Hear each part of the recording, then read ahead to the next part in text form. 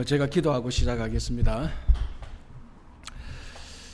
하나님 아버지 감사합니다. 오늘 또 우리들에게 귀한 하루를 주시고 또 이 하루를 또 주님께서 주신 생명과 건강으로 살아가게 하셨다가 하루 일과를 또 마치게 하셨다가 이 시간에 다시 한번 요한계시록 공부할 수 있도록 이 자리에 함께 모이게 해주시니 감사합니다. 우리들의 입과 우리들의 귀를 학자처럼 만들어 주시사 잘 깨달을 수 있도록 또 우리 마음을 열어서 주님의 말씀을 잘 알아들을 수 있도록 또 그 말씀의 의미를 환하게 밝히고 또 그 말씀 따라 실천하는 삶이 될 수 있도록 주님 도와주시옵소서. 마칠 때까지 성령께서 함께 하실 것을 믿으며 예수님 이름으로 기도합니다. 아멘. 오늘 말고 다음 주는 휴강하겠습니다. 지금 이제 분위기 보니까 이 강의실을 보면은 대충 이제 이 종강할 분위기가 다 돼 가는 것 같아요. 사실 어떻게 보면 오늘 종강해야 되는 게 많다 싶은 생각이 들 정도로 원래 우리 그 옛날에도 학교 할 때 보면은 종강할 때 되면 이제 다 학생들이 뭐 빠지고 하는데 이제 다음 주에는 종강하면서 시험 나올 문제를 알려준다 하면 다 들어옵니다. 또 시험 문제 무슨 문제가 나오는 거 알려고 다 들어왔다가 이제 시험 치고 이제 끝나는데, 그래서 다음 주에는 일단 오늘하고 다음 주까지 하는 데까지 하고 뭐 어디에서 꼭 끊겠다 그것이 아니고 하는 데까지 하고 좀 일단 겨울 시즌을 지나가고 좀 약간 따뜻해질 점 돼서 요한계시록을 내년 상반기에 끝마치도록 하겠습니다. 그래서 지금 계획으로는 상반기를 마치고 바로 이어서 할지 이제 그 어느 정도 마치는까지 좀 보고 다른 것을 넘어갈지 아니면 상반기 마치고 또 여름 쉬었다가 가을로 갈지 그거는 또 진도 나가는 것 따라 우리가 같이 보도록 하겠습니다. 자, 먼저 일단 어쨌든 시작하기 전에 요한계시록 요약 정리를 한번 보겠습니다. 자, 이게 이제 그러니까 처음 앞부분 한 요한계시록 7장 8장까지 이제 흔하게 다 알죠. 이제 계속해서 반복되니까. 자, 처음에 요한계시록 1장 1절부터 8절까지는 서론입니다. 부활하신 예수님의 모습이 나타나고, 그 다음 1장 9절부터 3장 끝까지 7교회에 대한 메시지가 나타나고, 그리고 4장 5장 하늘에 대한 환상을 보게 됩니다. 그래서 4장은 하나님 보좌 그리고 하나님의 초점을 맞추고, 5장은 어린 양, 그 하나님의 오른손에 있는 두루마리에 인을 뗄 수 있는 그 어린 양이 나타납니다. 5장까지. 그리고 이제 6장에 인을 떼죠. 그래서 우리 여기 보면 6장에 보면은 6장에 첫 번째에서 여섯 번째 인까지 인을 뗍니다. 이게 첫 번째 심판이죠. 그리고 이제 일곱째 인을 떼기 전에 막간이 나타납니다. 이게 7장, 요한계시록 7장, 요 7장에 머리에 입맞은 14만 4천 명. 그러니까 그 인심판이 진행되는 가운데서도 구원받을 사람들이 있다라는 것을 보여주는 그런 의미였죠. 그리고 난 다음에 이제 7장이 삽입이고 8장에 넘어가면은 마지막 7번째 인을 뗍니다. 그게 8장 1절에서 5절이고요. 그래서 이제 인을 떼면은 7번째 인을 떼면은 7번째 인은 특별한 심판이 나타나는 것이 아니고 7 나팔 심판으로 이어졌습니다. 그죠?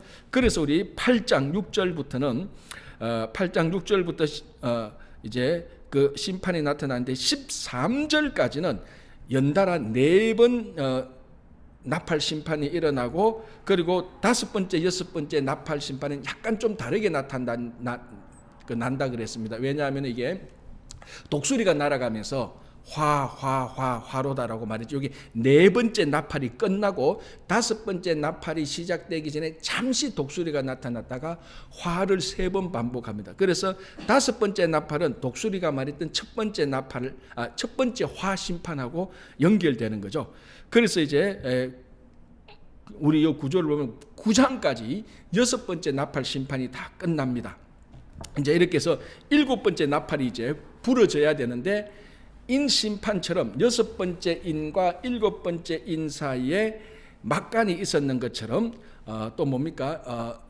6번째 나팔과 7번째 나팔 사이에 막간이 나옵니다. 그죠? 이것이 이제 10장과 11장 두 부분에서 이제 두 종류의 막간이 나타나는데, 첫 번째 10장은 뭡니까? 책, 천사와 책. 그러니까 그 책을 받아 먹으라 했던 그 책에 막간이 나타나고 이제 이때 나타난 힘센 천사가 나타나죠. 힘센 천사가 나타나서 성도들을 보호하는 그런 이미지를 보여주기도 합니다. 그리고 11장 1절부터 14절까지는 두 정인이 나오고 두 정인이 나오기 전에 성전을 청량하는 게 나옵니다. 근데 그 성전 청량은 지난주에 봤는 것처럼 단순히 성전의 사이즈를 청량한다는 그런 의미가 아니고 성전은 성도들의 삶을 의미하는 거라 그랬습니다. 그래서 그 성도들의 삶을 회복시키고자 하는 그런 행동으로서 성전을 청량하는 이런 것들을 보여줬습니다. 그래서 우리가 지난주에 살펴본 대로 성전을 청량할 때 경배하는 사람들도 청량했다라고 말을 합니다. 그게 사실 청량하는 행위하고는 전혀 다른 건데도 그런 경배하는 사람을 청량했다. 이거는 이제 성도들의 삶을 보호하는 이런 차원에서 우리가 살펴봤고, 그리고 두 정인, 이제 두 정인이 실제적으로 역사적인 인물이 누구냐에 따라서 왈가왈부가 있었습니다. 가장 대표적인 것은, 그래도 가장 가능성이 있는 것은 스룹바벨과 여호수아. 이 스룹바벨은 성전 재건했던 그 스룹바벨, 그리고 여호수아는 대제사장. 요 두 사람, 이 두 사람이 사실은 제일 가능성이 있어 보입니다. 왜냐하면은 그 앞에서 성전 청량이 있었기 때문에.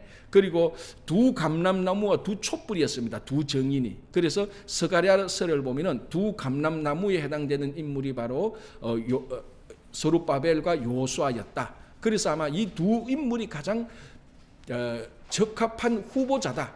그러나 그 다음에 11장 그 후반, 그 다음에 한 5절 6절 이쪽으로 쫙 넘어가면은 가만히 보니까 엘리야와 모세의 행동이 했던 글도 나옵니다. 그래서 그 본문 자체로 보면은 모세와 엘리야일 수도 있겠다라는 그런 또 강력한 두 정인의 후보가 나타납니다. 그리고 난 다음에 에녹과 엘리야, 왜냐하면은 죽지 않고 성천한 사람이기 때문에. 그리고 바울과 베드로 이런 여러 두 사람을 정인을 들고 있는데, 중요한 거는 이 두 사람이 누구냐, 그 사람을 밝혀내는 게 아니고 이 두 정인이 했던 사역, 그것이 훨씬 더 우리들한테 중요했다. 그래서 그 두 정인이 했던 그 사역을 오늘날 교회와 성도가 물려받고 있다라는, 이것이 더 중요하다라고 말을 했습니다. 자, 그리고 두 정인이 나타나고 일단 7번째 나팔이 불려집니다. 자, 그러면 이제 나팔 두 번째 심판이었던 나팔 심판의 마지막 7번째 나팔이 불려지면은 이제 우리가 알고 있는 대로 대접 심판으로 쭉 연결되어져야 되는데, 이 대접 심판은 온 인류에 대한 심판이기 때문에 우리말하면 뜸을 더 들이고 있습니다. 그래서 7번째 나팔이 불려졌는데도 바로 대접 나팔 심판으로 이어지지 않고 16장 2절까지 간다 그랬습니다. 그래서 11장 15절, 우리가 여기서 보면은 이제 이 구절을 보면 11장 15절부터 16장 1절까지 어떻게 보면은 긴 막간이 하나 더 주어진다, 이렇게 보면 됩니다. 그래서 여러분, 우리 요한계시록 이 구조 분석을 보면요, 이렇게 되어 있습니다. 여기에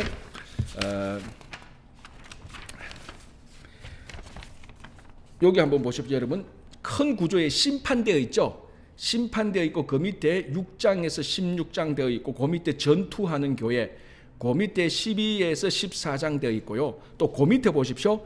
고난 속에서 전투하는 교회의 궁극적 승리, 이렇게 해서 12장에서 14장에 있고, 그 밑에 갈로에서 넓은 의미에서의 삽입, 이렇게 되어 있습니다. 그러니까 7번째 나팔이 불려졌으면, 나팔 소리가 났으면 바로 심판으로 이어져야 되는데, 대접 심판으로 이어지기 전에 긴 막간이 주어지는 겁니다. 근데 요 내용이 굉장히 중요한 내용들이 많이 있습니다. 굉장히 중요한 내용. 이제 지금 오늘 이제 우리가 그 부분도 좀 터치할 건데요. 일단 오늘 이제 우리가 공부해야 될 것은 지난주에 해야 될 것을 거의 못했습니다. 그래서 여러분 이걸 한번 보시죠. 강의, 요한계시록 강의 10번째를 봐야 되겠습니다. 10번째, 지난주에 나갔던 거. 오늘 여러분 교재 나갔던 것은 잠시 여러분들이 좀 리저브해 주시고 오늘 빠르면은 오늘 이제 교재는 오늘은 원래 스케줄은 오늘은 요한계시록 13장을 공부를 했었어야 되는데 진도가 약간 늦어가지고 아마 요한계시록 13장까지 공부가 될지 안 될지는 모르겠습니다. 어쨌든 우리가 지난주에 해야 되는데 못했던 것 요한계시록 강의 10번째입니다. 10번째인데 본문은 요한계시록 11장 15절에서 12장 17절까지 보겠습니다. 그래서 지난주에 앞부분에서 약간 얘기했습니다. 그죠? 7번째 천사가 나팔을 부는데 여기 이제 16장 2절에서 연결되어진다라고 했고요. 자, 성경 본문을 보겠습니다. 요한계시록 11장을 한번 보겠습니다. 요한계시록 11장 15절을 보겠습니다.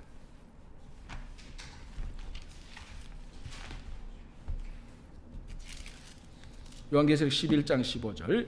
자, 우리가 성경 공부를 이 프린트물이 아무리 좋고 아무리 구조 분석을 잘해놨다 하더라도 결국은 우리가 공부해야 되는 것은 요한계시록 성경 본문입니다.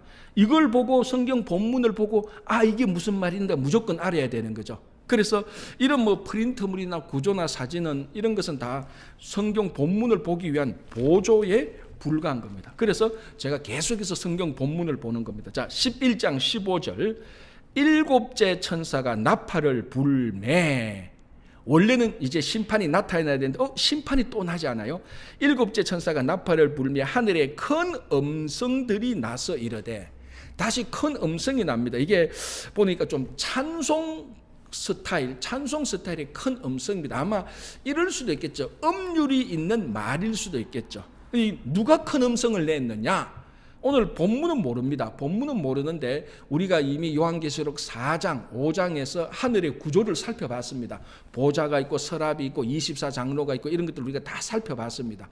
그래서 아마 우리가 여기 16절, 요한계시록 11장 16절을 보면은 하나님 앞에서 자기 보좌에 앉아있던 24장로가 엎드려 얼굴을 땅에 대고 하나님께 경배하여. 그러니까 15장에서 큰 음성이 나니까 24장로들이 자기 보좌에서 내려와서 하나님을 경배합니다. 그리고 24장로들이 경배하는 것은 큰 음성에 대한 반응이죠. 그래서 큰 음성은 우리가 쉽게 생각할 수 있는 대로 하늘의 천사들이 큰 음성을 낸 것으로 보면은 별 무리가 없을 것입니다. 우리는 하늘의 구조를 봤으니까, 그죠? 4장, 5장에서. 자, 그러면은 15장에서 하늘의 천사들 또는 서랍들 같은 의미죠. 그 서랍들이 큰 음성을 내서 말을 합니다. 자, 이게 지금 7째 나팔이 불고 난 다음에 심판이 이어져야 되는데 지금 큰 음성이 나고 있다는 요 상황을 좀 우리가 좀 유의해서 봐야 되는 겁니다. 자, 그 음성이 뭐냐?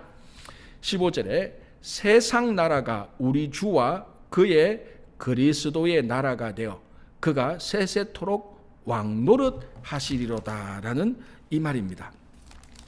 자, 지금 이 11장 15절 이 부분이 전체적으로 어느 부분입니까? 막간이죠, 막간. 7번째 나팔과 대접 심판 사이에 있는 큰 막간입니다. 지금 계속해서 이 막간에 나타나는 6번째 인과 7번째 사이에도 막간이 있었고 지금 7번째 나팔 전후로 대접 심판이 나타나기 전후로 막간이 있습니다. 그러니까 이제 7번째 나팔을 중심으로 하는 막간이 훨씬 더 복잡합니다. 그래서 요한계시록을 공부하다 보면은 여기서부터 많이 헷갈리기 시작하고 구조를 잃어버려요. 요런 부분이 7번째 나팔 전후로 이게 나팔 소리 전후로 요한계시록을 읽다가 이게 지금 어디를 읽고 있는지 막 헷갈려요. 요때가 이제 제일 요한계시록 읽을 때 또 한 번의 고비입니다. 요걸 딱 극복하고 나면 요한계시록이 또 환하게 잘 보이거든요. 그래서 요 부분이 사실은 좀 구조가 복잡해요. 여기 이제 요한계시록이 우리가 극복해야 될 부분인데 요 부분, 그러니까 지금 제가 계속해서 얘기하는 것은 요한계시록은 우리가 지금 어디에 있다는 것을 잊어버리면 절대로 안 됩니다. 지금은 7번째 나팔 소리가 났습니다. 원래는 심판이 나타나야 되는데 하늘에서 천사가 큰 음성을 울려요. 근데 그 음성을 들어보니까 세상 나라가 우리 주와 그의 그리스도의 나라가 되어 우리 주가 세세토록 왕노릇할 것이다라는 것입니다. 심판이 일어나야 되는데 하나님께서 그리스도께서 세세에 왕노릇할 것을 말하고 있습니다. 이거는 뭐냐? 나중에 대접 심판이 끝나고 7번째 나팔 끝나고 대접 심판이 끝나고 마지막에 일어나야 될 일을 먼저 얘기하고 있는 것입니다. 그리스도께서 영원토록 왕노릇할 것이다. 그러니까 사실은 뭐 천년왕국도 다 지나고 두 번째 사망도 다 지나고 이게 나중에 20장 가면 다 나타나는데 이런 것이 다 지나고 그리스도께서 영영토록 왕노릇할 것이다. 자, 그리스도께서 왕노릇하면은 성도들에게는 무슨 일이 생깁니까? 영원한 보장과 안식, 보호, 인도함을 받게 되는 것입니다. 자, 지금 제가 무슨 말을 하려고 자꾸 뜸들이는가 하면은 막간에 일어나는 중요한 내용들은 그 무시무시한 심판에도 불구하고 하나님께서 보호하셔서 그 보호로 말미암아 심판을 면제받는 심판 사이에서도 구원받는 사람이 있다는 것을 인심판 막간에서도 요한계시록 7장에서도 보여줬고 나팔 심판 전후로에서도 계속 그걸 보여주고 있는 것입니다. 그러니까 막간은 어마어마한 심판들 사이에 막간을 두어서 이 심판들이 아무리 있어도 이 막간을 보라. 이 막간에는 보호받고 하나님께서 구원하는 무리들이 하나님의 자녀들 백성들이 있다는 것을 계속해서 큰 주제로 그걸 보여주고 있습니다.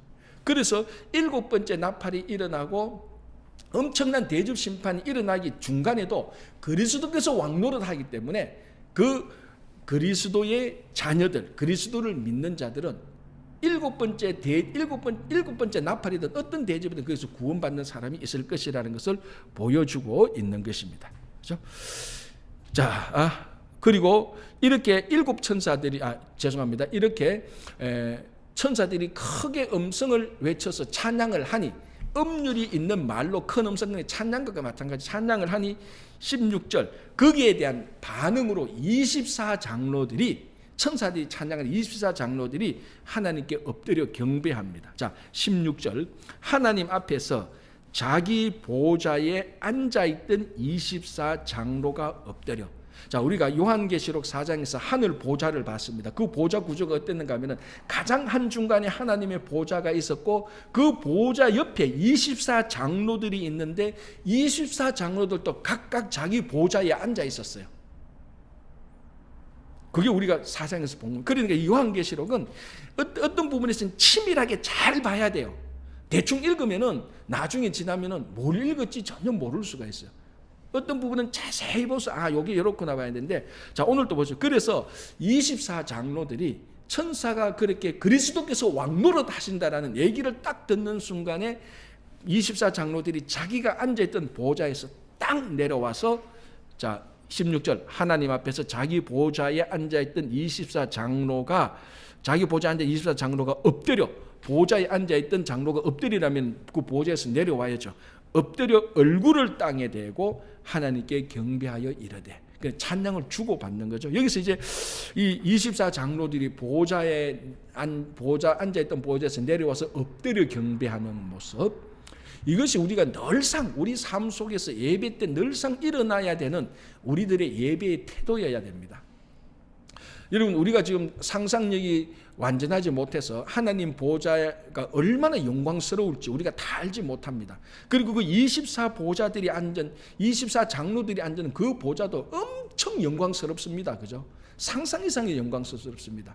그러나 그 영광스러운 보좌에 앉아있던 24장로들도 하나님께 경배하기 위해서는 엎드려야 되는 겁니다. 보좌에서 내려와서 엎드려야 되는 겁니다. 그러니까 우리가 매주일 하나님께 와서 예배 드릴 때는요, 우리가 세상에서 갖고 있던 모든 보좌를 해서 다 내려와야 되는 거예요. 지위나 모든 것을 다 버리고 내려와야 되는 겁니다. 자, 이제 그러면은 24장로들이 그 리스판사는 찬송의 내용을 보겠습니다. 그게 이제 17절에 나오죠. 이르되 감사하옵나니 옛적에도 계셨고 지금 또 계신 주 하나님. 자, 요한계시록에서 계속해서 하나님에 대한 또는 예수 그리스도에 대해서 빼지 않고 말하는 앞에 수식어가 뭡니까? 전에도 계셨고 나중에도 계실 분, 또는 뭐 전에도 계셨고 지금도 계시고 영원토록 계실 분. 이게 지금 한 너댓 번 반복됐습니다. 지금까지, 그죠? 그래서 이게 구약식의 표현으로 말하면은 야훼, 여호와라는 의미였습니다. I am that I. 나는 영원부터 영원까지 있는 분이다라는 것을 그것을 얘기해 줬습니다. 그래서 지금 24 장로들이 또 그걸 언급합니다. 그러니까 이거는 근본적으로 하나님과 구별되는 하나님의 영원성을 말하고 있습니다. 그렇죠? 자, 옛적에도 계셨고 지금도 계신 주 하나님 곧 전능하신 이여 친히 큰 권능을 잡으시고 왕노릇 하시리로다. 자, 이게 이제 실제적인 왕노릇을 할 수 있는 자격이죠. 이 왕은 근본적으로 백성하고 달라야 됩니다. 옛날의 왕은 근본적으로 출신이 다르고 모든 게 다 다르죠. 신분이. 그러니까 백성하고 왕은 요즘은 우리 백성들 가운데 선출해서 우리가 선출해서 대통령을 뽑으니까 옛날의 왕하고 다른 거죠. 그런데 옛날의 왕은 다 세습이었습니다. 근본적으로 출신과 성분이 달랐습니다. 근데 하나님은 근본적으로 사람하고 다른 거죠. 영원성이 있으니까. 자, 그리고 하나님 왕이 백성들을 다스리려면은 제일 중요한 것은 다스릴 수 있는 능력이 있어야 됩니다. 권능이 있어야 됩니다. 왕이 착하고 왕이 출신이 좋고 그렇다고 해서 왕 잘합니까? 아니에요. 왕은 백성을 통치할 수 있는 권능, 능력이 있어야 됩니다. 그래서 오늘 여기도 보면은 큰 권능을 잡으시고 왕노릇 하시리로다. 그렇죠? 그래서 이렇게 이제 얘기를 하고요. 다음에는 18절.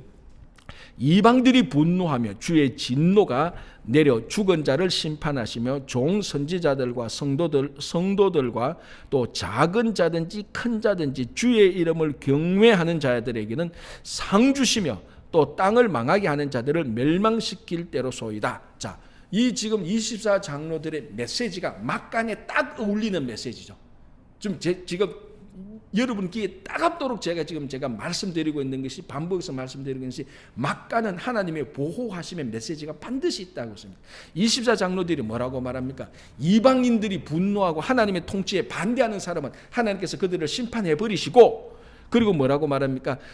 선지자들과 성도들과 또 작은 자든지 큰 자든지 주의 이름을 경외하는 자들에게는 상 주신다. 그렇게 말하고 있습니다. 그리고 땅을 망하게 하는 자들을 멸망시킨다. 그러니까 하나님을 경외하는 사람들은 신분이 어떻든 아무리 크든 작든 이 사람은 하나님께서 어떻게 한다고요? 상을 주시고 보호하시고, 하나님의 통치에 분노하는 사람들은 심판하신다. 그래서 여전히 막간에 보호의 메시지가 우리가 들어가고 있다는 것을, 보상을 메시지가 들어가고 있다는 걸 보여줍니다. 자, 이제 11장의 마지막 부분, 굉장히 신비한 모습을 보여줍니다. 하늘 성전이 다시 한번 열리는데 19장 보겠습니다.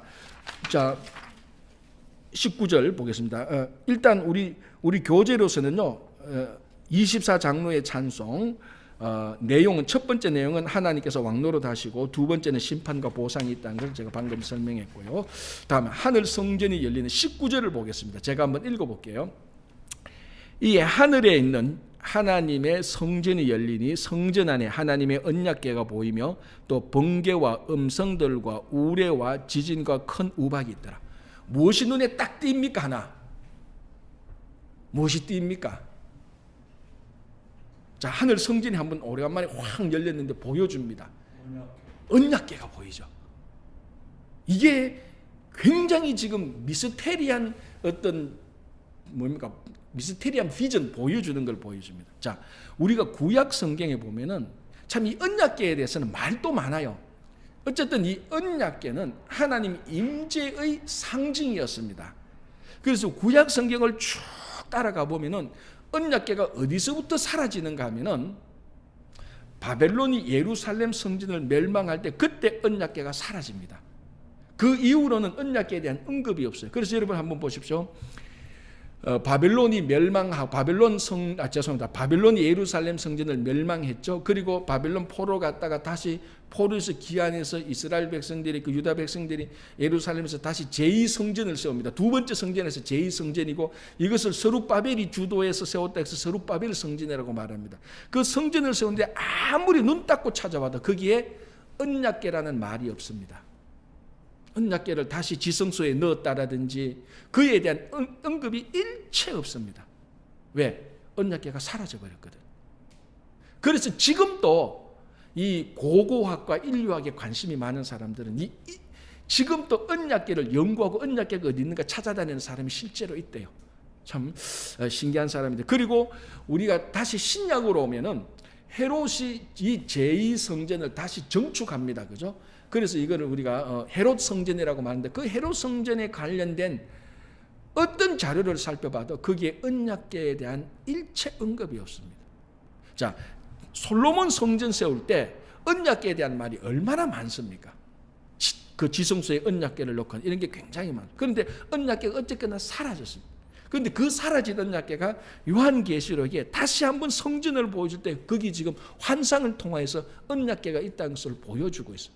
그래서 기록에 의하면은 우리 외경이라는 게 있습니다. 외경. 그러니까 가톨릭은 그걸 경전으로 인정합니다. 우리는 인정 안 하죠. 우리가 가지고 있는 성경책은 몇 건입니까? 구약 39건, 신약 27건 합해서 66건을 우리는 성경이라고 가지고 있는데, 가톨릭은 요거보다 외경이라는 걸 가지고 있습니다. 외경. 그리고 우리보다 성경책이 더 두껍죠. 외경 가운데 마카비스라는 게 있습니다. 마카비. 이 마카비는 사람 이름인데요. 마카비상, 마카비하가 있는데, 마카비하, 마카비이서 2장 4절에서 8절. 그러니까 이거는 가톨릭은 성경으로 보는데 우리는 성경으로 보진 않습니다. 그러나 굉장히 중요한 책이죠. 일반 역사책이나 일반 어떤 소설책보다는 훨씬 더 중요하죠. 외경이니까. 성경은 아니지만 성경에 그래도 버금갈 수 있는 어느 정도의 중요한 내용을 가진 게 외경이니까. 그 마카비 2서 2장, 마카비하 2장 4절에서 8절에 의하면은 예레미야가 언약궤와 분향단을 지금 막 이제 바벨론이 쳐들어오니까, 바벨론 쳐들어와서 예루살렘을 멸망시키니까, 그때 예레미야가 언약궤와 분향단을 나중에 이스라엘이 회복될 날을 대비해서 어느 곳인가 감추어 놨다는 기록이 나옵니다. 그리고 그 감추어진 곳은 아무도 알 수 없습니다.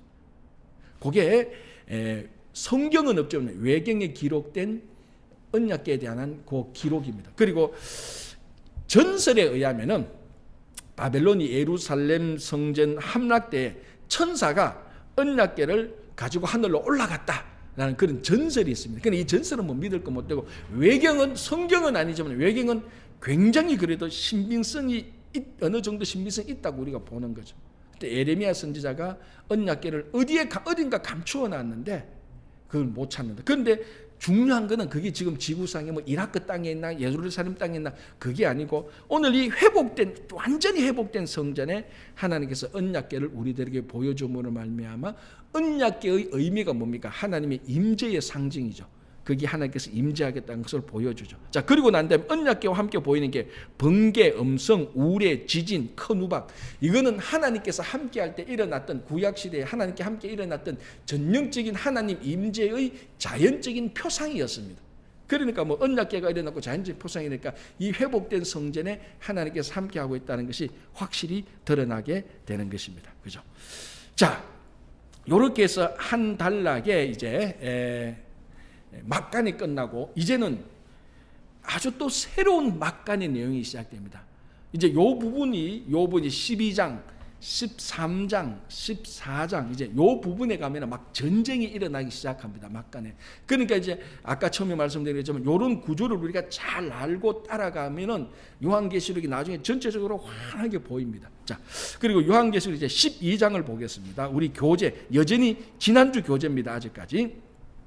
2번 여자와 용의 등장, 이렇게 되어 있죠. 12장 1절에서 6절 되어 있습니다. 자, 여기에는 이제 하늘의 현상을 보여주는데, 이게 이제 여자와 용의 전쟁할 때 미가엘이 나타나고 지금 막 그렇습니다. 그래서 12장을 보면 굉장히 신화적인, 그러니까 어린아이들한테 얘기해 주면은 어린아이들이 굉장히 귀가 쫑깃해서 재밌게 듣는 그런 내용 중에 하나가 12장이고 13장입니다. 근데 내용은 굉장히 무시무시한 거죠. 전쟁이 일어나는 거니까. 자, 그래서 이제 한번 보겠습니다. 12장 1절, 우리 교재에 갈로 1번 여자, 자, 여자가 나타나는데 12장 1절 볼게요. 하늘에 큰 이적이 보이니. 자, 여기서 이제 이적이라는 말이 기적이라는 말이 아니고 표시라는 말입니다. 이제 약간 이제 그냥 넘어갈 수도 있지만 그래도 요게 이적이 아니고 표시, 하늘에 큰 표시가 보이는데, 그러니까 이제부터 일어나는 것은 큰 상징이라는 것입니다. 이제 전쟁이 일어나는데 실제적인 땅에서의 전쟁이란 차원보다 어떤 큰 상징이니까, 그래서 이걸 헬라어로 세메이온이라고 말을 하는데, 표지 이런 말입니다. 의미, 상징이라는 거죠. 그래서 이 12장에서 나타나는 이 싸움은 영적 전투의 큰 의미를 우리들에게 주고 있습니다. 자, 큰 이적이 보이니 해를 옷 입은 한 여자가 있는데 그 발 아래에는 달이 있고 그 머리에는 12별의 관을 썼더라. 아마 여러분들이 지금까지 만난 여자 중에 가장 미스테리한 여자일 겁니다. 자, 그래서 지난주에 교재에 보면은 그 여자의 이 여자를 이제 그림으로 나름대로 그려놨던 게 요겁니다. 이건 뭐 제가 그린 게 아니고 인터넷 자료에서 찾은 것이죠. 인터넷 자료에서 찾은 것인데, 그렇게 뭐 이렇게 고개란 좀 그림을, 사진을 좀 더 잘 그리시면 좋겠는데, 뭔가 약간 인도 신화식의 그림을 비슷하게 좀 그려놔서 좀 더 좋은 자료를 찾아보려 그래도 텍스트 자체가 이런 식으로 표현을 해놨습니다. 자, 보십시오. 한 여자가 있는데 해를 옷 입었다 그러잖아요. 태양을 옷 입었다. 이게 말이 안 되죠. 그러니까 상징이란 거죠. 그래서 오늘 이 그림 보면은 태양 같은 것이 옷처럼 이렇게 쫙 번져 있죠. 그리고 뭡니까? 해를 옷 입은 한 여자가 있는데 발 아래는 달이 있고, 이 달이 뭐 초승달인지 보름달인지는 모릅니다. 어쨌거나 달이 있고, 우리 제가 뽑은 자료는 어쨌든 초승달로 되는데 어쨌거나 그 달을 밟고 있고, 머리에는 12별의 관이 있더라. 별이 12개로 된 관을 쓰고 있습니다. 그러니까 이 그림이 잘 그렸던 못 그렸던 이 12장 1절에 나타난 것을 그대로 직접적으로 잘 표시해 놨습니다. 자, 그런데 이게 누구라고? 여자가 그려 있다는 겁니다. 그래서 전통적인 가톨릭에서는 이 여자가 두말할 나위 없이 마리아다라고 말을 하고 있습니다. 자, 그럴 수도 있어 보입니다. 마리아 있을 수도 있어 보입니다. 그죠? 자, 계속해서 좀 우리 약간만 한번 보겠습니다. 1절 봤고요. 2절 한번 더 볼게요. 2절, 3절만 보고 요 여인에 대해서 약간 더 얘기할게요. 요한계시록 12장 2절. 이 여자가 아이를 베어 해산하게 되매. 자, 요게 이 여자가 아이를 베어 해산하게 되매. 그러니까 마리아가 예수 그리스도를 베어서 해산하게 되면, 말은 다 맞습니다. 여자로 보면요, 아파서 애를 쓰며 부르짖더라. 하늘에는 또 다른 이적이 보이니 보라, 한 큰 붉은 용이 있으니, 이렇게 나서 이 여자와 용이 서로 싸움을 하게 되는, 이제 12장에는 용과 여자가 서로 전투하는 이런 모습들이 좀 나타나게 되는 겁니다. 그래서 이거를 뭐 굳이 우리가 가톨릭식으로 마리아 아니다라고 목숨 걸 필요는 없지만은, 이 여자가 마리아라고 보기에는 좀 그렇게 썩 개운치가 않습니다. 왜냐하면 성경에서 마리아가, 아무리 요한계시록이라고 말하자면 성경에서 마리아가 용과 싸우는 그런 여전사의 모습으로는 나타난 적이 없거든요. 그래서 좀 약간 좀 그럴 수가 있는데, 그래서 좀 마리아라고 보기에는 좀 애매할 수가 있는데, 제일 중요한 것은 많은 주석가들이 이 한 여자는, 왜냐하면 이게 상징이니까, 그래서 아까 제가 이적이라는 것이 상징이라고 말해서 상징적으로 여자를 보여주는데, 마리아라고 말하면 이 여자를 상징적으로 보기보다는 한 구체적인 인물로 보려는 시도이기 때문에, 마리아라고 보기보다는 이 여인이 상징하는 것은 교회라고 보는 것이 훨씬 더 맞지 않겠나, 그런 생각이 듭니다. 이제 요한계시록 공부할 때 이런 부분을 해석하는 게 이제 사실은 그렇게 썩 쉽지만은 않습니다. 어쨌거나 이렇게 보면은, 왜냐하면은 성경에서 교회는, 우리 전통적으로 보면 교회는 예수의 신부입니다. 그러니까 여인으로도 나타나고요, 교회는 성도의 어머니이기도 합니다. 그래서 전통적으로 교회는 여성적인 이미지, 여성적인 상징을 많이 하고 있거든요. 그래서 이것도 오늘 하나의 상징이니까, 구체적인 인물이 아니고 상징이니까 이 여인을 교회라고 보는 것이 훨씬 더 수월할 것 같습니다. 자, 그렇게 보고요. 자, 이 아이는 예수 그리스도입니다. 아이는 예수 그리스도. 5절로 가보면은 이렇게 됐습니다. 5절, 12장 5절. 여자가 아들을 낳으니 이는 장차 철장 새 창 때 말이죠. 철장으로 만국을 다스릴 남자라. 예수 그리스도를 말하는 거죠. 그래서 이제 구체적인 인물로 마리아다라고 말을 이제 하는 것이죠. 뭐 그것도 전혀 틀린 건 아니지만 상징으로 보면은 그래도 이 여인은 교회로 보는 것이 맞다. 이 용하고 전투하는, 영적 전투하는 그런 이제 모습을 보여주는데요. 자, 또 하나 중요한 것은 오늘 그 본문에 보면은 세 번째 갈로사 3번 붉은 용이 나옵니다. 붉은 용이 나오는데요. 이렇게 되어 있습니다. 오늘 자 12장 3절 요한계시록 12장 3절 볼게요. 하늘에는 또 다른 이적이 보이니 보라 한 큰 붉은 용이 있어 머리가 7이요 뿔이 10이라 그 여러 머리에 7 왕관이 있는데 전사님 이거는 내가 안 줬죠 사진? 있죠? 그렇죠. 한번 올려줄래요? 그 사진 한번 볼까요? 여기 있네. 있네. 예, 있네. 그렇지. 내가 이거 찾았다고 했어. 자, 여러분 사진을 한번 보시기 바랍니다. 예, 제가 찾은 이것도 제가 동안한 건 아니고 인터넷에 있는 그 자료를 찾은 겁니다. 자, 여러분 그거 보면은 한 여인으로 된 상징과 그리고 저 붉은 용이 서로 이제 마주보는 이런 모습이 나타납니다. 그죠? 이게 그러니까 그림으로 그리면 이렇게 되는 거죠. 사실은 그죠? 이 붉은 용이 나타나는데 자, 이제 중요한 거는 이 붉은 용이 진짜 이렇게 생겼나 안 생겼나 색이나 왜 이래 기냐 붉은색이 맞냐 그게 중요한 거예요. 이거는 하나의 이적 상징입니다. 자, 어떻다고요? 머리가 7이요 뿔이 10이라 그리고 그 여러 머리에 7 왕관이 있다라고 말하는데 자, 이게 지금 붉은 용은 두말할 나위 없이 사탄입니다. 그죠? 여기 한번 보십시오. 자, 9절 보시기 바랍니다. 9절. 큰 용, 이 붉은 용이죠. 큰 용이 내쫓기니 옛뱀, 곧 마귀라고도 하고 사탄이라고도 한다 되어 있습니다. 그죠? 그러니까 이 붉은 용은 두말할 없이 사탄, 마귀인데 사탄은 히브리식 표현이고 마귀는 헬라식 표현이에요. 그러니까 사탄과 마귀는 같은 존재라고 보면 되는 겁니다. 그죠? 자, 이인데 가만히 보면은 이게 7이라는 숫자를 이 사탄이 사용을 하고 있어요. 보통 우리가 전통적으로 보면 이게 붉은 용에서 머리가 7이 아니고 머리가 6이어 돼야 이 사탄의 숫자 6하고 이 매칭이 되는데 7이라는 숫자를 사용하고요. 그리고 붉은 용입니다. 붉은색을 사용하고 있습니다. 그죠? 그래서 지금 이제 여기에서 그리고 여기 또 왕관이 있다고 그랬습니다. 그죠? 머리에 7 왕관이 있다라고 말하는데 이 왕관은 이제 통치자가 쓰는 왕관이죠. 그러니까 7 그러니까 머리가 7이고 뿔이 10이라 그리고 머리에 7 왕관이 있다. 7이라는 숫자를 쓰고 10이라는 숫자를 쓰고 왕관이라는 것을 쓰고 붉은색을 씁니다. 만약에 여러분들에게 자, 여러분들이 여기 7이라는 숫자와 10이라는 숫자와 붉은색의 숫자가 있는데 이게 사탄의 숫자겠습니까? 예수 그리스도의 숫자겠습니까? 이렇게 해보면은 객관적으로 보면은 사탄 쪽이 아니고 하나님 쪽 예수 그리스도와 관련된 숫자와 칼라입니다.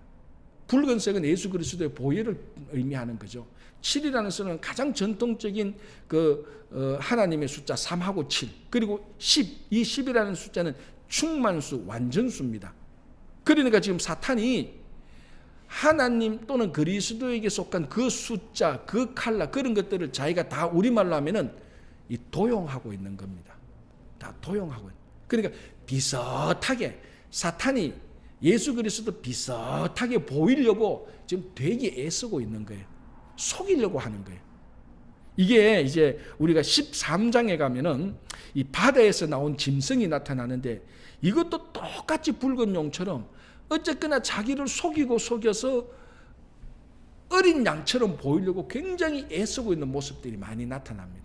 그런데 이게 뭐냐면 사탄이 여전히 속이는 존재, 광명의 천사로 나타나려고 하는 그런 흔적들이 여기서 많이 보이고 있는 것입니다. 그죠?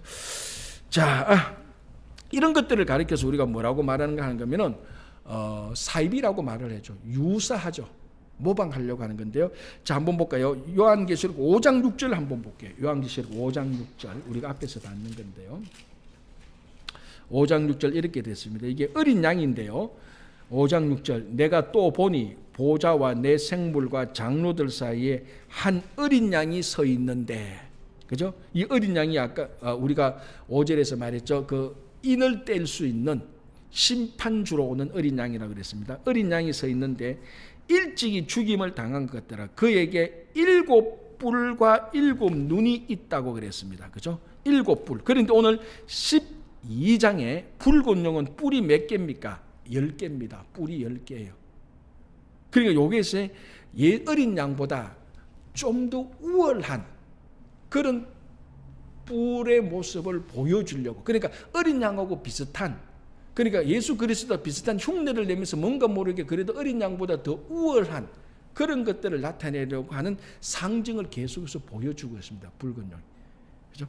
이런 이제 붉은 용, 이런 존재들이 역사적으로 적 그리스도에 해당됐던 사람들이라고 우리가 볼 수 있습니다. 적 그리스도. 이제 13장에 보면 바다에서 나온 짐승, 땅에서 나온 짐승, 이런 존재들이 나타나는데 전형적인 적 그리스도의 모습입니다.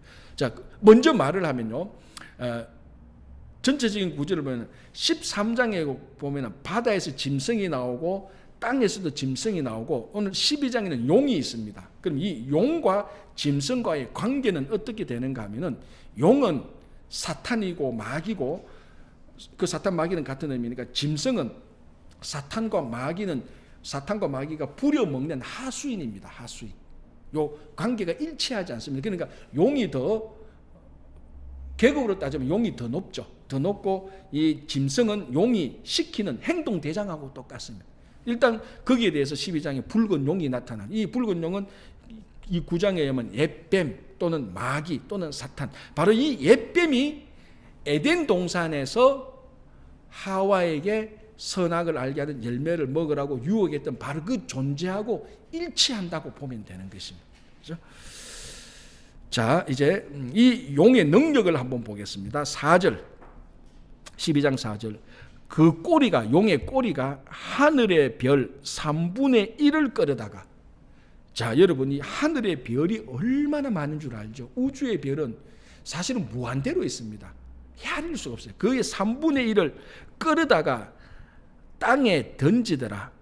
용이 해산하려 하는 여자 앞에서 그가 해산하면 그 아이를 삼키고자 하려니. 자, 이제 이 붉은 용이, 아니 갑자기 왜 붉은 용이 나타나? 그리고 갑자기 꼬리에 능력이 막 있고 막 이렇게 말하는데, 이 붉은 용의 목적은 뭐냐면은 해를 입은, 아까 12장 1절에는 해를 입은 여자가 잉태한 그 아이를 죽이려고 하는 겁니다. 그 아이가 뭡니까? 예수 그리스도 메시아죠. 철장을 가지고 만국을 다스릴 자. 그래서 이 용이 아이가 태어나기 이전에 여기 보세요. 그가 해산하면 그의 아이를 삼키고자, 이 여자가 아이를 낳으면 삼키려고, 잡아먹으려고 막 이렇게 지금 용이 여자를 잡아먹으려고 하는 어떤 싸움의 이런 분위기를 나타내고 있는 것입니다. 요게 이제 예수님께서 이 땅에 처음 초림하실 때에 헤롯 왕이 아기 예수를 죽이려고 어떻게 합니까? 첫 번째 성탄절에 2살 이하의 아이를 유아 대학살을 시키죠. 동방박사들이 헤롯 왕에 가서 그 유대의 왕으로 나시니까 어디 있습니까? 라고 말하니까 헤롯 왕이 무슨 소리야, 내가 왕인데. 아니 그런 왕이 있단 말이야? 예, 있습니다 하고 말하니까 그 왕이, 너희들이 그 왕을 발견하면 내게 좀 알려달라. 나도 그 왕에게 경배하겠다. 거짓말로 말하고 난 다음에 그 동방박사가 자기들에게 알려준 그 때를 기준해서 그 유아 대학살을 다 시켜버리는 거죠. 그 메시아로 온 아기를 죽이려고. 바로 그런 역사적인 사실. 그거하고 지금 비슷한 거죠. 붉은 용이 여자를 여자가 아이를 놓으면은, 메시아를 놓으면 안 되니까 그 여자를 잡아먹으려고 하는 그런 어떤 전투. 그러니까 이게 지금 이게 기적이 아니고 표시니까 영적 전투가 지금 일어나고 있는 겁니다. 그렇죠? 자, 5절 보겠습니다. 여자가 아들을 낳으니 이는 장차 철장으로 만국을 다스릴 남자라. 메시아를 말하는 거죠. 재밌는 것은 그 아이를 하나님 앞과 그 보좌 앞으로 올라가더라. 바로 성천한 모습을 보여주고 있습니다. 자, 여러분, 결국 이 땅에서 이 땅에 예수님께서 오셔서 사역을 하시고 고난을 받으시고 죽으시고 부활하시고 결국 어디에서 끝납니까? 성천하심으로 끝이 나는 겁니다. 그죠? 그래서 완전히 메시아 구원의 사역을 완전히 마치게 되는 겁니다. 그런데 오늘 이 12장 5절에서 철장을 가지고 만국을 다스릴 그 남자가 사탄이 뭐 공격, 붉은 용이 뭐 무슨 일을 하든지 간에 하늘로 올라가 버린 겁니다. 그러니까 이거는 최종 승리를 확보해 놓는 겁니다. 그러니까 이후의 전투는 사실은 보나마나 결과는 뻔한 겁니다. 결과는 뻔한 건데 어떻게 이제 이 용이 패배하는가 그걸 이제 우리들에게 한번 보여주는 것이죠. 그래서 갈로 5번에 여자가 아들을 이제 낳는 것으로 보여주고요. 자, 교재에 갈로 6번 하나님의 보호 보겠습니다. 이제 자, 이 붉은 용이 아이를 삼키려고 여자가 아이를 낳았습니다. 그러니까 아이를 잡으려고 하는데 아이가 하늘로 올라가 버렸어. 성천해 버렸어. 그러니까 이 땅에 아이가 없어. 그래서 누구를 상대로 합니까? 여자를 잡으려고 하죠. 그래서 6절에 그 여자가 광야로 도망하며 거기서 1260일 동안 그를 양육하기 위하여 하나님께서 예비하신 곳에 있더라. 자, 이 땅에 아기는, 그러니까 여자가 낳은 아기는 하늘로 올라가 버리고 이 땅에 남은 여자, 그 여자를 이제 잡아서 죽이려고 하니까 여자는 광야로 도망가서 그 광야에서 1260일 동안 하나님의 보호하심을 받고 있는 것입니다. 그러니까 또 이 붉은 용이 여자를 또 치지 못하는 거죠. 공격하지 못하는 거죠. 자, 여기서 이제 광야가 나타나는데 이 광야 모티브가 뭡니까? 출애굽 때 하나님께서 이스라엘 백성들을 광야에서 보호한 것입니다. 그리고 지금 이 전쟁에서 여자와 용의 전쟁이 막 일어났는데 하나님께서 철두철미하게 붉은 용 사탄 마귀로부터 여자를 보호하고 있습니다. 여자가 뭐라고요? 교회의 상징이라고 했습니다. 교회를 보호하고 있습니다. 자, 이 차원에서도 뭡니까? 지금 계속해서 제가 말씀하시는 것은 큰 막간, 7번째 나팔을 전후한 큰 막간에서도 여전히 중요한 메시지는 하나님께서 하나님의 자녀들을 보호하고 계신다는 것이 계속해서 반복해서 나타나는 것입니다. 그래서 12장 6절에 그 여자 광야로 도망하며, 그 광야는 출애굽 때 광야 생활을 했던 것을 말하는데, 그때 하나님께서 이스라엘 백성들이 원망하고 불평해도 하나님께서 만나와 메추라기로 먹이고 구름 기둥 불 기둥으로 인도하고 대적들로부터 막아주고 했던 그것을 말합니다. 그 기간이 1260일. 자, 이 1260일은 지금 성경에서 계속 1260일이 나타나는데 이게 3년 반, 42개월, 한 때와 두 때 반 이렇게 막 표현되고 있는데 이미 앞에서 우리가 이것도 이미 나타났습니다. 이 1260일은 뭐냐? 성전 청량을 할 때 이방인의 뜰이 밟히는 기간. 그러니까 이건 초림과 재림 사이에 한 특정하게 주어진 기간 동안에 핍박을 받고 있는 그 기간을 말하고 있습니다. 그러니까 종말이 가까울수록 이런 기간이 이제 오고 있는 거죠. 여기에 이 기간 동안에 하나님께서 여자를 보호하고 있는 것입니다. 어떤 핍박이라도 보호하고 있는 것입니다. 그래서 이 천사가 죄송합니다. 붉은 용이 여자를 괴롭히지 못합니다. 자, 그리고 난 다음에 12장 7절부터 17절, 오늘 교재는 하늘의 전쟁입니다. 자, 12장 1절에서 6절까지는 굳이 말하자면 땅에서 일어났던 일입니다. 큰 용이 일어나서 그 땅에서 그 괴롭히니까, 그 여자를 괴롭히니까 이 여자는 광야로 가버리고, 그 아이를 잡으려고 하니까 아이는 하늘로 올라가 버리고, 땅에서 일어났다는데 12장 7절부터는 이게 하늘, 12장 7절부터 12절까지라고 볼 수 있죠. 크게 보면 12절까지는 하늘에서 이 용과 미가엘이 전쟁하는 것을 보여주고 있습니다. 이제 이런 부분이 이제 아이들한테는 굉장히 재미있죠. 그런데 공부하는 우리들에게는 이제 점점 사건들이 더 복잡하게 전개가 되고 있습니다. 자, 한번 보겠습니다. 12장 7절. 하늘의 전쟁이 있으니, 그러니까 이 땅의 전쟁을 하늘의 전쟁으로 옮겨놓은 것하고 같습니다. 미가엘과 그의 사자들이, 자, 드디어 특이하게 천사의 이름이 하나 나타납니다. 성경에는 천사의 이름이 2명 나타나죠.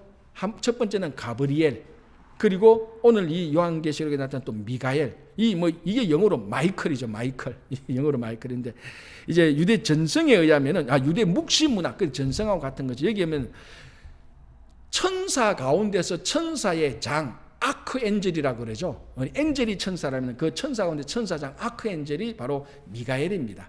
가브리엘이 아니고 미가엘, 천사장이라고 말을 하죠. 어쨌든 이 미가엘이 하늘에서 이 붉은 용과 싸웁니다. 미가엘과 그의 무리들, 그리고 붉은 용과 그의 무리들이 대판 전쟁을 하는 모습들이 나타나죠. 12장 7절, 하늘에 전쟁이 있으니 미가엘과 그의 사자들이 용과 더불어 싸울세 용과 그의 사자들도 싸우나 8절, 이기지 못하여 다시 하늘에서 그들이 있을 곳을 얻지 못한 자. 그러니까 이 용이 땅에 있다가 하늘로 올라갔습니다. 미가엘하고 싸웁니다. 그러니까 여기서 져서 다시 땅으로 내려옵니다. 구조적으로 따지자면. 그러나 이것이 사실 어떻게 보면 이게 상징이니까 동시에 일어난다고 말할 수 있고 땅의 전쟁을 하늘에서 보여준다고 이렇게 볼 수도 있는 건데, 어쨌든 하늘에서 패배한 이 붉은 용이 땅으로 다시 내려옵니다. 자, 그게 9절에 나타나죠. 12장 9절. 큰 용이 내쫓기니, 어디서부터 내쫓깁니까? 하늘로부터 내쫓기니 옛뱀 곧 마귀라도 하고 마귀라고도 하고 사탄이라고도 하며 온 천하를 꿰는 자라. 그러니까 이제 이 붉은 용의 정체가 드러나는 거죠. 옛뱀. 이 옛뱀이라는 의미 속에 에덴 동산에서 하와를 유혹하여서 선악을 알게 하는 열매를 먹게 한 존재, 바로 그 뱀, 바로 그것을 우리한테 상징적으로 보여주고, 마귀 또는 사탄, 이는 같은 말이니까요. 이렇게 하고 온 천하를 꿰는 자라. 온 천하를 유혹하는 거죠. 선동하고 조작하고 모략하고 사탄이 하는 거죠. 그죠? 그가 땅으로 내쫓기니 그의 사자들도 그와 함께 쫓기니, 이제 그 무리들이 땅으로 왔습니다. 그죠? 그래서 이제 흔히 말하는 이제 그건 이 땅의 권세를 이제 사탄이 쥐었다 이렇게 말을 하는 그 의도가 바로 이 부분에서 나타나게 되는 겁니다. 그러나 여러분, 땅의 권세를 사탄이 쥐은 거 아니에요. 땅의 권세도 여전히 하나님에게 있습니다. 여기서 이제 옛날에 이제 뭡니까? 이제 나중에 보겠지만은 세대주의자들, 있는 사람들이 하늘은 하나님의 권세고 땅은 사탄의 권세라고 말하는데요. 그거는 너무 극단적으로 이 땅을 비하한 우리들의 삶을 너무 이분법으로 나누어서 표현하는 건데, 이 땅에 사탄이 하늘에서 쫓겨왔다 할지라도, 쫓겨서 땅에 왔다 할지라도 이 땅의 권세는 여전히 하나님에게 있는 것입니다. 자, 이제 그래서 이 사탄에 대해서 온 천하를 꿰는 자라고 말을 하고요. 자, 그 밑에 또 보십시오. 그의 온 천하를 꿰는 자라. 그가 땅으로 내쫓기니 그의 사자들도 그와 함께 내쫓기니라라고 이렇게 말을 합니다. 자, 10절, 내가 또 들으니 하늘에서 또 큰 음성이 나타나기 시작합니다. 그렇죠? 하늘에서 큰 음성이 나타나기 시작하는데 이걸 한번 보겠습니다. 뭐라고 말을 하는가 하면요. 이제 우리 하나님의 구원과 능력과 나라와 또 그의 그리스도의 권세가 나타났으니 우리 하나님 앞에서 나타났으니 우리 형제들을 참소하던 자, 곧 우리 하나님 앞에서 밤낮 참소하던 자가 쫓겨나고. 그러니까 이 옛뱀, 큰 뱀, 붉은 용, 마귀, 사탄, 온 천하를 깨는 자, 우리 형제들을 참소하던 자, 밤낮 참소하던 자, 다 같은 존재입니다. 다 같은 존재. 여기서 이제 우리가 하나 신앙적으로 우리가 눈을 떠서 봐야 되는 게 여기 참소라는 거죠. 사탄이 하는 일이 뭡니까? 우리 형제들을 참소하는 자입니다. 그러니까 그게 우리 안에 그런 정상들이 늘 있습니다. 누구에 대해서 계속해서 험담하는 거, 쉽게 말하면 험담하는 거, 비난하는 거, 수군수군대는 거. 이거 다 사탄이 형제들을 참소하는 습성이 우리 속에 배어 있는 겁니다. 그죠? 그리고 하나님 앞에서 밤낮 참소하던 자가 쫓겨났다. 이렇게 말을 합니다. 자, 11절. 또 우리 형제들이 어린 양의 피와 자기들이 정언하는 말씀으로서 그를 이겼으니 그들은 죽기까지 자기들의 생명을 아끼지 아니하였도다. 자, 여기서 이제 이 참소하는 자를 어떻게 이겼느냐? 이게 어떻게 이겼느냐면은 여기 보면은 11절에 말하는데 우리 형제들이 어린 양의 피와 자기들이 정언하는 말씀으로서 그를 이겼다라고 말합니다. 그러니까 이게 신앙적으로 지금 우리들한테 표현하는 건데 어떻게 참소하는 자를 이길 수 있느냐? 이게 어린 양의 피와 우리들의 고백, 신앙 고백으로 이긴다는 겁니다. 이게 뭐 혈과 육으로 가지고 있는 전쟁 무기로서 이기는 게 아니고, 그러니까 이 옛뱀, 어떻게 보면 더 따져서 올라가면 옛뱀, 큰 뱀, 사탄, 붉은 용을 우리가 어떻게 이길 수 있느냐? 이것은 어린 양의 피와 그 어린 양의 피에 대한 우리들의 신앙 고백으로 이긴다는 것입니다. 그러니까 이 전쟁은 영적 전투죠. 그래서 아까 제가 처음에 이 이적은 세메이온 표시라 그랬습니다. 영적 전투의 표시입니다. 붉은 용과 교회가 싸우는데, 여자와 싸우는데, 여자는 교회, 다른 말로 우리 또 성도라고 볼 수 있죠. 이 성도하고 싸우는데 우리가 어떻게 이 붉은 용 사탄 마귀를 이길 수 있느냐? 똑같이 우리가 선동하고 조작하고 모략하고 우리가 똑같이 나쁜 말을 하고 똑같이 복수하고 총칼로 싸우고 그렇게 해서 이기는 게 아니고 어린 양의 피와 자기들이 정언하는 말씀, 신앙 고백으로 이긴다는 것입니다. 그래서 영적 전쟁은 혈과 육에 속한 게 아닙니다. 예수 그리스도의 보혈의 능력과 그 보혈을 믿고 고백하는 우리들의 신앙으로 이기는 것을 말하고 있는 것이죠. 그죠? 자, 이제 그래서 보겠습니다. 12절 볼게요. 그러므로 하늘과 그 가운데 거하는 자들은 즐거워하라. 그러나 땅과 바다는 화 있을진저. 자, 이제 하늘에서 이 전쟁에서 미가엘이 이겼습니다. 그래서 사탄이 쫓겨났습니다. 이 땅으로 쫓겼습니다. 이 땅에는 땅이 있고 바다가 있습니다. 그죠? 그래서 쫓겨난 거예요. 자, 13절을 보시기 바랍니다. 이게 다시 하늘에서 일어났던 일하고 12장 1절에서 6절에서 일어났던 일하고 하늘에서 일어났던 일을 다시 한번 농축해서 반복하고 있습니다. 13절, 12장 13절에 이렇게 되어 있습니다. 용이 자기가 땅으로 내쫓긴 것을 보고 남자를 낳은 여자를 박해하는지라. 자, 여기 12장 13절은 12장 1절에서 6절에서 일어났던 일을 다시 한 번 더 반복하고 요약 정리하는 거죠. 그러니까 지금 이 일이 순서대로 쭉 일어났는 일이 아니고 이 일이 이 일이고 저 일이 이 일이고 같은 의미를 반복해서 보여주는 겁니다. 13절 용이 자기가 땅으로 내쫓긴 것을 보고, 아까 미가엘하고 싸워서 쫓겨났죠. 그래서 쫓겨나서 여자를 박해하죠. 아까 12장 1절에서 6절까지 여자를 박해하니까 여자가 그 광야로 가서 하나님의 보호하심이 있었습니다. 그죠? 지금 그 이야기가 또다시 반복되는 겁니다. 그러니까 이것을 시간적으로 연대기적으로 쭉 읽으면요, 이 혼돈이 생기는 거예요. 요한계시록 12장은 연대기적으로 읽는 게 아니고 한 가지 사건을 요렇게 보고 저렇게 보고 한 번 더 보고 그렇게 보면 되는 겁니다. 그래서 13절 용이 자기가 땅으로 내쫓은 것을 보고 남자를 낳은 여자를 박해하는지라. 14절 여자가 큰 독수리의 두 날개를 받아 광야 자기 곳으로. 자, 아까 12장 6절 보시기 바랍니다. 그 여자가 광야로 도망하며, 자, 광야로 도망했죠. 또 12장 14절에 이 여자가 박해를 받아서 또 광야로 도망갑니다. 어떻게?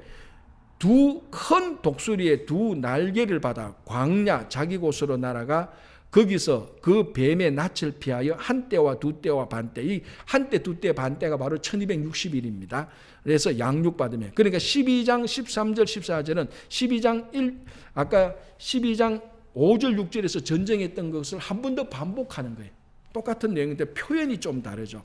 자, 여기서 이제 12장 13절 14절은 가장 전형적인 출애굽 때 하나님께서 이스라엘을 백성하신 그 모습으로 이 여자를 보호하고 있습니다. 자, 보십시오. 큰 독수리의 두 날개를 받아라고 되어 있는데, 이게 여러분 우리 출애굽기 19장 4절 한번 볼게요. 출애굽기 19장 4절요. 이게 출애굽 때 하나님께서 이스라엘 백성들을 보호한 그 모습이 나는데, 출애굽기 19장 4절.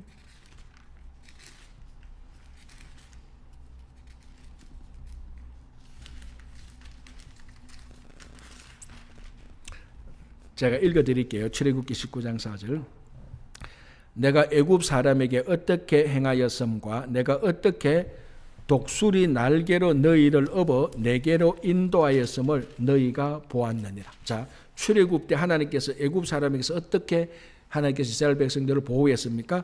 독수리 날개로 너희를 업어서 인도했다라고 말합니다. 근데 오늘 요한계시록 12장 13절 14절, 특별히 14절, 그 여자가 큰 독수리의 두 날개를 받아 광야 자기 곳으로 날아가. 그러니까 똑같은 표현이에요. 그러니까 하나님께서 출애굽 때 이스라엘 백성들을 광야에서 보호하신 것처럼 이 큰 붉은 용이 여자를 괴롭힐 때, 교회를 괴롭힐 때 하나님께서 그처럼 이 여자를, 교회를 하나님께서 보살핀다, 도와주시고 보호하신다라는 말이 있는 거죠. 자, 15절, 요한계시록 12장 15절, 여자의 뒤에서 뱀이 그 입으로 물을 강같이 토하여 여자를 물에 떠내려가게 하려 하되 땅이 여자를 도와 그 입을 벌려 용의 입에서 토한 강물을 삼키니. 굉장히 이거 신화적인 거죠. 어떤 여자가 막 여자에 대해서 뱀이 입에서 물을 강같이 토해내서 여자를 물에서 떠내려가게 하는 겁니다. 그러니까 굉장히 지금 어쨌든 상징적이죠. 그러니까 어떻게 이 여자가 삽니까? 하나님께서 땅을 통하여서 땅이 여자를 도와서 그 입을 벌려서 용의 입에서 토한 강물을 삼켜버립니다. 자, 이게 상상이 되죠. 여자가 막 도망가니까 붉은 용이 그 입에서 강같이 물을 내어서 여자를 떠내려가게 하는 겁니다. 그러니까 땅이 그 물을 또 삼켜버려요. 그 여자가 살게 되는 거예요. 자, 이것에 반대되는 이야기가 출애굽 때 하나님께서 애굽 백성들을 홍해에서 그 물에 떠내려가서 죽이게 한 그 내용하고 같습니다. 그걸 뒤집어서 역이용해서 하나님께서 여자를 보호하는 겁니다. 그러니까 출애굽기 때는 물에 의해서 애굽 백성들이 죽었습니다. 애굽 백성이 물에 의해서 죽었죠. 그러나 이번에는 하나님께서 이 여자 교회를 이 용이 물을 내어도 땅이 물을 다 삼켜버림으로 말미암아 이 여자 교회를 살려내는 겁니다. 그럼 출애굽의 이야기를 뒤집어서 애굽 백성들은 물에 떠내려가서 죽었지만은 이 여자 교회는 물에 안 떠내려가고 물이 넘쳤지만 물을 다 땅이 삼켜서 살리게 하는 겁니다. 하나님께서 보호해 주시는 그런 얘기를 하고 있는 거죠. 자, 다시 한번 볼게요. 자, 그 차원에서 15장 16절. 여자의 뒤에서 뱀이 그 입으로 물을 강같이 토하여 여자를 물에 떠내려가게 하려 하되 땅이 여자를 도와 그 입을 벌려 용의 입에서 토한 강물을 삼키니 용이 여자에게 분노하여 돌아가서 그 여자의 남은 자손 곧 하나님의 계명을 지키며 예수의 증거를 가진 자들과 더불어 싸우려고 바다 모래 위에 서 있더라. 자, 오늘 여기까지만 하겠는데 요거 마지막 설명할게요. 자, 용이 여자를 삼키려고 하고 잡으려고 했는데 성공했습니까? 실패했습니까? 번번이 다 실패했어요. 광야로 가서, 그러니까 이 삼키려고 하니까 광야로 가서 하나님께서 보호해서 실패했고, 또 이 붉은 용이 그 강같이 물을 내어서 여자를 삼키려 했는데 또 실패했어. 그러니까 이제 붉은 용이 여자와는 싸움이 안 되는 거예요. 이제 누구하고 싸우려고 합니까? 여자의 후손들. 그래서 17절에 용이 여자에게 분노하여 돌아서 그 여자의 남은 자손 곧 하나님의 계명을 지키며 예수의 증거를 가진 자들과 더불어 싸우려고. 자, 이 예수의 증거를 가진 자들이 누굽니까? 오늘날 성도들 바로 우리예요. 우리하고 싸우려고 이 용이 어떻게 써 있다고요? 바다 모래 위에 써 있습니다. 용이 어떤 용? 아까 얘기했죠. 붉은 용, 머리가 7이요, 뿔이 10이요, 머리에 그 여러 머리에 7 왕관이 있는데 이 무시무시한 괴물이 붉은 용이 이제는 우리하고 싸우려고. 여자하고 싸워도 안 됐고 어린아이하고도 싸우려고도 안 됐습니다. 어린아이는 하늘로 올라가 버리니까 안 되고, 그러니 올라가면서 승리를 확보해놔서 안 되고, 여자하고도 안 되고, 이 여자의 후손들, 오늘날 우리가 지금 섬기고 있는 이 교회와 우리 성도들을 삼키려고 폼이 어떻습니까? 바다 모래 위에 서 있습니다. 여기에 기초해서 이제 13장에 바다에 짐승이 나타나고 땅에서 짐승이 나타납니다. 왜? 우리하고 싸우려고 용이 두 짐승을 불러냅니다. 자기 하수인. 바다에서 짐승도 불러내고 땅에서 짐승을 불러내고, 이 짐승이 이제 우리 성도들을 괴롭히려고 하는 겁니다. 여기 13장이에요. 14장에 뭐가 나타납니까? 지금 막간의 얘기를 합니다. 막간의 얘기는 보호에 무조건 보호. 14장에 다시 14만 4천 명이 또 나타나는. 하나님 보호하십시오. 자, 14절 볼까요? 14장 1절 볼게요. 또 내가 보니 보라, 어린 양이 시온산에 섰고 그와 함께 14만 4천 명이 서 있는데, 자, 이 구조가 사탄이 바다와 땅에 두 짐승을 불러내는 거하고 어린 양의 백성 14만 4천 명하고 같이 서 있는 거하고 비교 대조되죠. 딱 서 있습니다. 그런데 재밌는 거는 붉은 용은 어디에 서 있습니까? 바다 모래 위에 서 있습니다. 어린 양은 어디에 서 있습니까? 14장 1절에 시온 산에 서 있습니다. 산에 서 있는 어린 양과 14만 4천 명, 그 딸은 14만 4천 명. 바다 모래 위에 서 있는 붉은 용과 그를 따르는 바다와 땅에 나온 짐승들. 이제 이 둘이 이제 딱 이제 비교되잖아요. 하나님께서 14만 4천 명을 보호하는 것으로 막가는 계속해서 진행되는. 요걸 이제 우리가 다음 주에 보고 끝내도록 하겠습니다. 오늘은 여기까지. 결국 오늘 거는 하나도 못했습니다. 오늘 하나도 못했어요. 지난주 것만 했습니다. 그죠? 우리 이제 12장까지 마쳤습니다. 요 부분이 사실은 요한계시록에서 지금 제일 복잡한 부분입니다. 막 전개가 어디로 되는지 막 헷갈리고 하는데 요 부분만 잘 극복하면은 이제 7 대접 심판으로 가면은 또 이 구조가 한결 쉬워져요. 그까지는 우리가 좀 참고 공부하겠습니다. 제가 기도할게요. 주님 감사합니다. 요한계시록을 통하여서 사탄, 마귀, 그 옛날의 붉은 용은 이미 그때부터 교회와 성도를 괴롭혔고 또 하나님께서 하시는 사역을 괴롭혔다는 것을 보게 됩니다.